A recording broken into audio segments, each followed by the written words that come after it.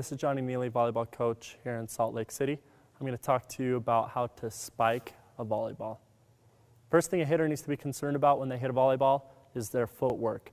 They need to make sure that they're making the right footwork so that they can hit the ball the same every single time. There are a couple different types of footwork in volleyball. There's a 3-step and 4-step approach. I just want to discuss the most basic, which is a 4-step approach. When a hitter makes a 4-step approach, a right-handed hitter takes their first step with their right foot, followed by their left foot. Then their last 2 steps goes right-left.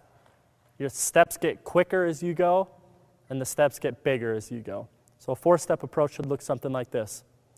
Right, left, right, left.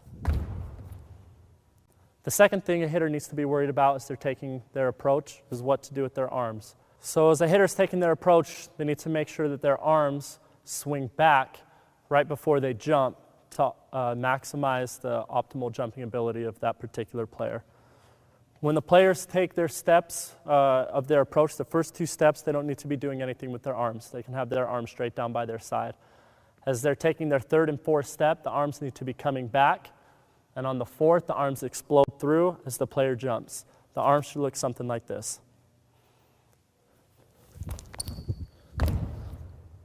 The third thing a player needs to be worried about as they're taking their approach is what to do with their arms. A lot of times we like to tell players to make their arms look like a bow and arrow.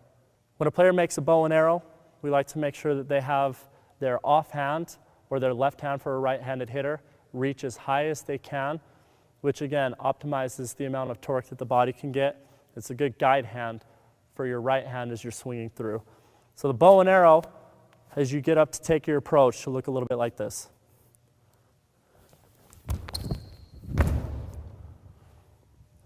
The last thing a hitter needs to be worried about when they swing and hit the ball is where to place the ball. A hitter can do a few things when they spike the volleyball. A lot of times a player will hit line, which is where they make their bow and arrow. You swing and you hit straight in front of your body or right down the line. Another thing a player can do is make their bow and arrow and hit cross court, which means they're cutting the ball away from their body.